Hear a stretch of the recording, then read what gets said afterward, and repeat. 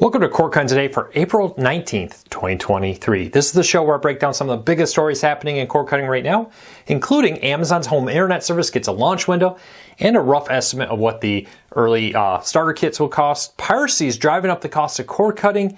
Amazon Prime Video makes it a little easier to understand what people are saying on the screen, and a whole lot more. We're going to break that all down and more in this video. Now, if you want to find out more about these stories, come up with your own opinions, because these are mine, check out the show notes, and in the first pinned comment, I'll put a link to each story there so you can read about them for yourself and come up with your own opinions. I'll love to hear from you in the comments.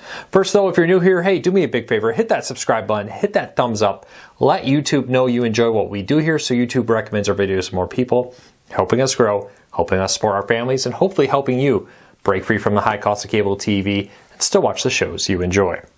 All right, let's dive into it, starting off with Amazon's home internet service. This week, Amazon's CEO gave an update to shareholders about a whole bunch of stuff with the company and talked about their new home internet service, kind of warning them it's expensive now, but they think in the long run this is going to be a major part of Amazon going forward and how they run, how the company makes money.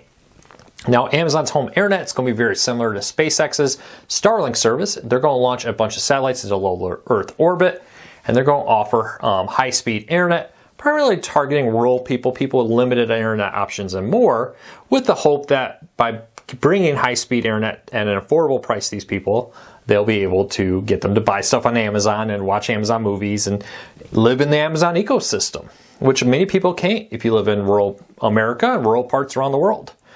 But now, according to this letter, Amazon intends to launch test launches this year and then quickly ramp up the launches with the goal of next year starting consumer testing, where they'll take a group of early signups, have them start beta testing it next year. By 2026, they hope to have at least half their satellites up and be aggressively doing it. Now, don't expect a whole lot of people to get into the early beta testing. Much like SpaceX's Starlink service, they put out a public call, and then in select regions, they started offering it in small areas to a handful of people, and then grew, and very rapidly grew with it. But look for those signups to start next year. I would suspect late next year from what we heard, or at least the summer and later is my expectations. At least when it'll be offered, signups could start earlier. Signups can start anytime, but actually being offered probably late next year. But I would expect by middle of 2025, the service will be widely available in many areas and start aggressively accepting new clients with it.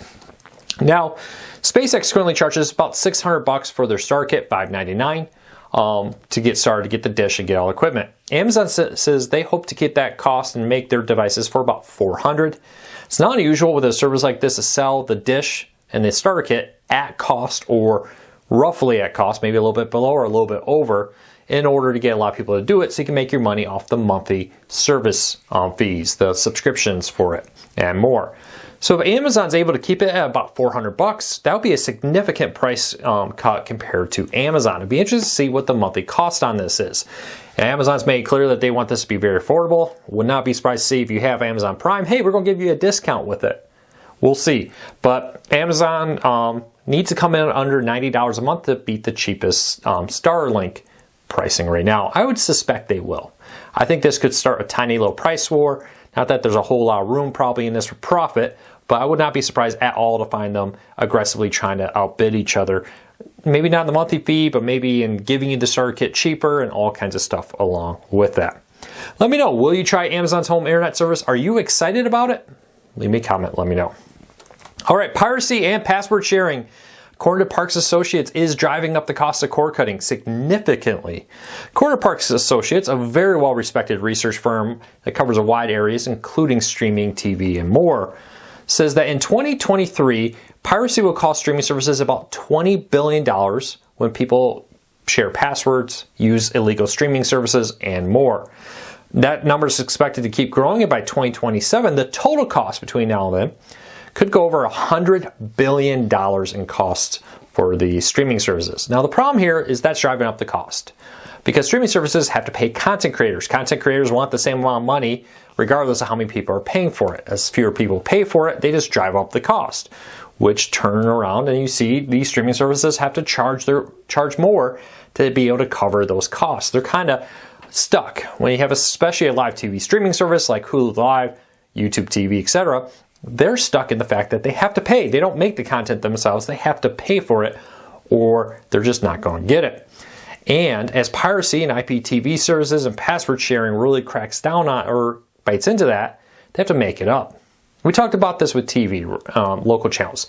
In the next year, they expected that locals want about $1 billion more money for their channels. Well, that means these services that offer locals have to figure out how to cover $1 billion split between all of them in costs, which means they're going to raise their price. As fewer people pay in, they have to raise the price even more to cover the demands for it.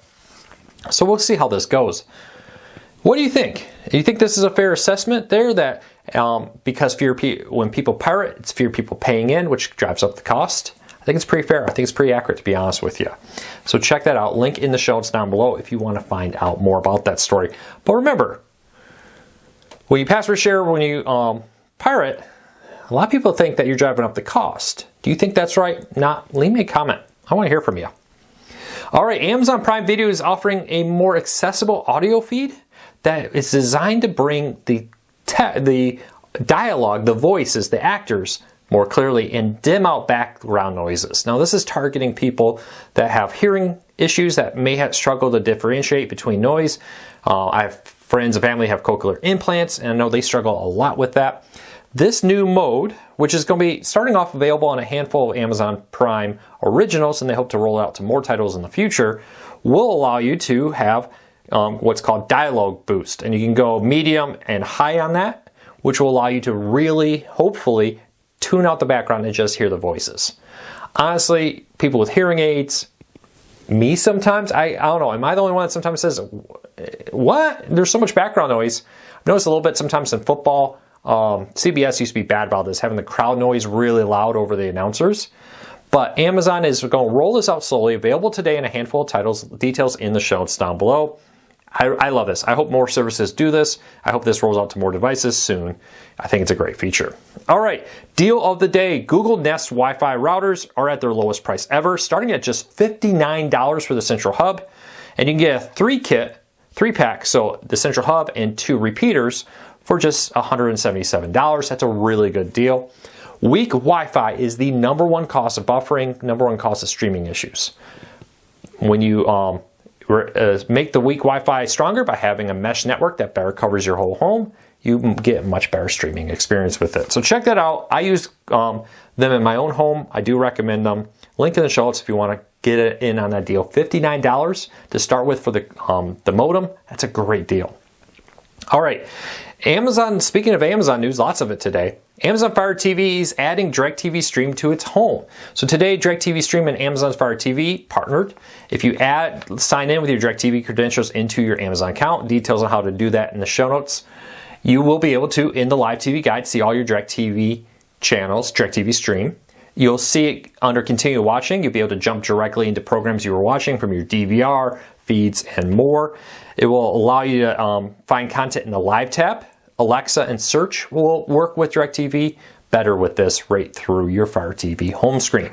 Really cool feature. I believe this is the first live TV service to do this on the Fire TV. Am I wrong? When I look at the list, they didn't list any other ones. But, you know, I took a few years off. I may have missed something. Leave me a comment. Let me know if others allow this right now.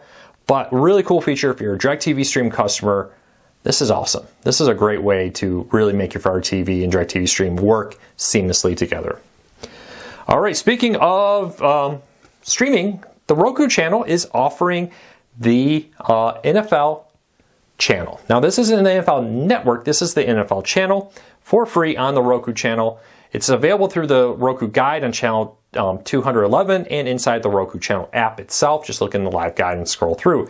Here you're going to find content from the NFL, NFL films, and more. You'll find classic replays of games, documentaries, season recaps, and older episodes of Hard Knocks and NFL 100 plays will be included there too. It's been on Pluto TV for a while. Now it's available on the Roku channel. Tons of NFL content. If you're like me, I know XFL, USFL is going, but I'm ready for college football primarily. NFL is okay. I'm a college guy, but I love all things football. I'll be happy to watch this. But check it out. The Roku channel's been adding a lot of sports content. They recently announced a deal with WWE to have a special documentary series following some new wrestlers there. And then they also added a ton of WB content to their live guide there. All that info and more down below in the show notes. All right, so wireless internet is a big way we watch content on your phone, on your tablets, as the kids are in the car. If you're like me and have young kids and you take long car trips. So who has the fastest internet? AT&T, T-Mobile, or Verizon? Now, according to Oakley, who monitors internet speeds, and Morehope said that right, T-Mobile has the fastest download and upload in most areas, averaging 165.22 megabits per second. Verizon came in at 75.4, and AT&T came in at 68.2. Now, all those are plenty fast to stream. But T-Mobile is definitely coming in number one when it comes to speed, according to this study. This will allow them to really push the fact that, hey, this is the speeds you can get with 5G home internet. And honestly, that's more than enough to stream. You need 15 to 20 down, depending on which 4K service. But really, if you're just doing HD, like 10 down each stream. So 100 down will allow you to watch many 4K streams at once and still surf the web and more. So check that out. Link in the show notes down below if you want to learn more about that story. Let me know. Are you surprised by that? Are you excited to see who has the fastest internet? Are you a T-Mobile customer? Do you like it? Leave me a comment, let me know. Well, that's it for today. I hope you have a fantastic day. FYI, the cord cutting Q&A will be at 7 p.m. today. 7. We're changing it up, testing it. I'll be honest, I have younger kids. This allows me to be done before the kids go to bed so I can tuck them in. Previously, my wife was putting the kids to bed at 8. When I lived in Texas and did this, it was always 7 o'clock to 8 o'clock for me, which worked out well. We're going to try it at 7 p.m. Eastern right here tonight. So until then, take care, be safe. I'll be back again real soon.